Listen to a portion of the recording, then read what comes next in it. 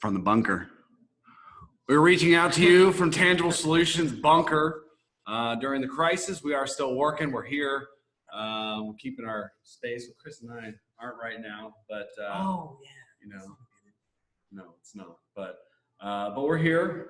Still want to get the beat on the street of what's happening here at Tangible. If you're watching the video and you find some things, questions, comments about what's going on in the orthopedics industry, we'd love to have those comments and continue the dialogue, if you will. You know why I know it's Friday? I'll tell you why it's Friday. Got these bad boys on. Yeah. That's what I wear on Friday. So, how you doing, man? Every Friday? Yeah, I think so. I try to go jeans on Friday. So, anyways, what's going on this week? What do we got going? Seeing a lot of prototypes coming through here, a lot of DOEs. We're busy. You know that more than anyone. Honestly, we thought that COVID-19 was going to wreak havoc on our business, but we have gone the complete opposite direction. Yeah. All the same surgeries and cases are still scheduled. They're just delayed. The intelligent OEMs are recognizing that fact and still ordering restock for when the hold on elective surgeries is lifted. Mm-hmm. So that basically allows us to maintain. It may be happenstance that we're busier than ever, but I don't think so. I think that people are preparing for the massive catch up in the schedule that the hospitals are going to have to do once the hold is lifted. I think I know some cases are still going on because they've converted from elective to emergent. So CMF cases and some spine cases still going on, but very, very, very, very, very few. Yeah. So customers that are not having issues with cash are due to revenue just cutting off. Yeah. Are staying prepared for what's to come rather than treating it more like doomsday. Yeah, I think we'll see a little bit of a gap too. So as we onboard a lot of customers, and in that process, we do a lot of due diligence, financial health of the company, just talking to the executives, where are they? What's the priority level of these style of products, where we are involved. Seeing a little bit of this gap creation where some of the smaller, less funded, less prepared companies are falling behind, kind of pumping the brakes a little bit, moving projects forward, getting in front of surgeons or what that may be. But then you also have this sect of customers who are moving forward. They're utilizing the time as best as possible and making things happen, which is keeping them on schedule for their launches later in the year, late third quarter, early fourth quarter, when people start coming out with the new products. So I think we'll see that little bit of cyclic nature, if you will. It's not really cyclic. I guess something different is going to be happening. Different companies are coming out with different things. It's going to impact people timing-wise into 2021 if they're not pushing forward, pushing through crisis rather than reacting to it. Yeah, it's not a bad thing to not be prepared for your revenue to drop to zero. Mm-hmm. And the government's actually doing pandemic. Yeah. And nobody would have predicted that the revenue would drop off in March or April. Yeah. But the government's doing a great job, in my opinion, of trying to make up for it, trying to stimulate the economy, getting dollars out there and available to small businesses. We're getting ready to review the Payroll Protection Program and everything that's becoming available through the SBA. Mm-hmm. They're using those tools to push money out. They call them loans, but they're forgivable, to push money out to small businesses in particular, to help them survive, to help them thrive through the pandemic, which I think shows us that the government is actually there for us rather than getting a little bit of action. There is a lot of information to sift through. There's a lot of contingencies. You take this, you can't have that. We're working through a lot of those right now. It's really interesting. It's actually been rather easy. I think the banks are a little bit overwhelmed right now in terms of the inquiries processing.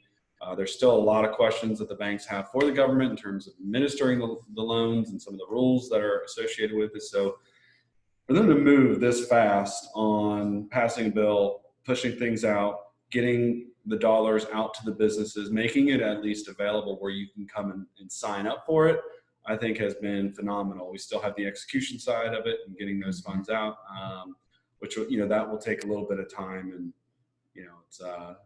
it's a little bit of time to hold on. I think it's kind of neat to see our whole community and society kind of come together and understand one another.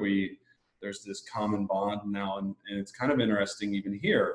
And if you are going into work, they're not very often. It's like we're the only ones that are together in all this. We're seeing each other day in and day out. We've got we're all, I don't know, it's like the special bond because we're the only ones outside of our family right here, right now, that we're getting to see.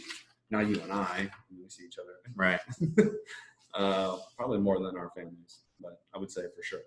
But, getting to know some of our other employees while keeping space has been kind of wonderful. What do you have here? This is the document that the SBA released. It actually might be from the Department of Treasury, from the government, but it's the Payroll Protection Program. PPP is what their acronym is going to be for it for short. But go to SBA.gov. There's a reference to that many times in this document, and you can find the summary for the Payroll Protection Program, or the information sheet is what it's titled as.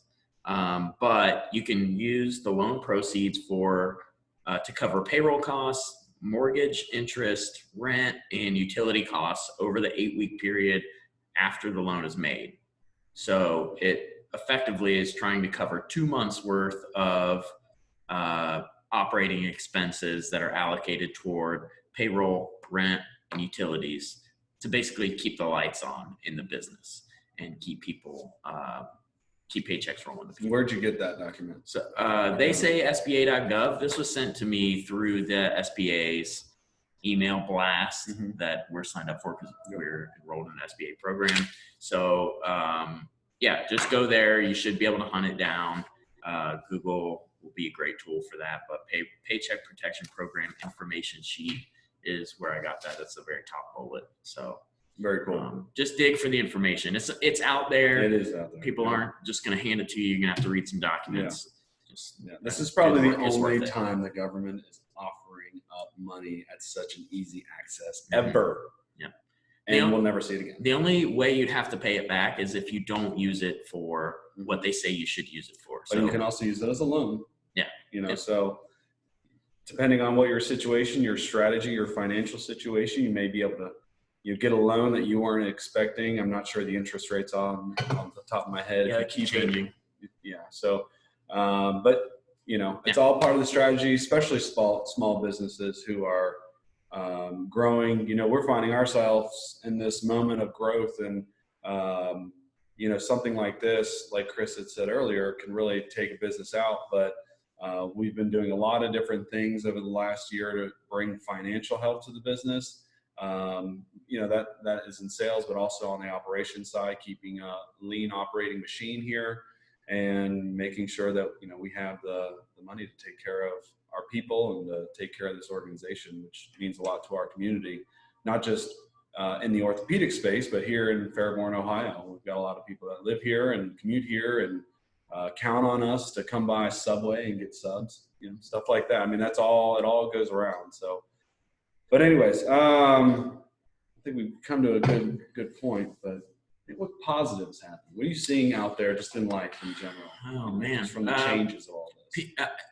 In my small neighborhood, we generally would walk the dogs through the park or something like that, but you don't really get eye contact and hellos. Sometimes, but it just depends on the people. But now every person you walk by they maintain their distance, but they are saying hi, they're engaging, they're like dying for that human interaction that none of us are It is getting. interesting. They're just like, oh, hi, a new person. Hi, I can talk to you, but hey, how are you? How's your day been? What's going on? A lot of smiles. Yeah. A lot of smiles. Just like happy to be outside, and the weather is turning. Yeah. So from being cold and cloudy and gray to sunny and like decent and spring. more people are getting out. It's kind of cool. I went to the park last night, walking Wrigley, and people are saying hi. They're making eye contact. There is a smile. It feels good inside to see all these people out, and now last couple of days I'm starting to see some of the same people, and who knows? Maybe people I'll find a new friend. Crazy. People are going stir crazy.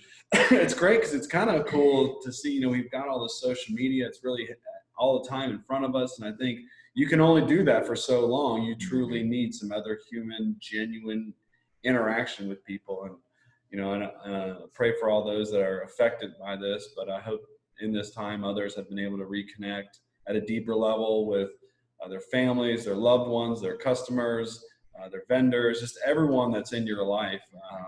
We're all humans at the end of the day, trying to, make the world a better place through our particular crafts. But any closing words?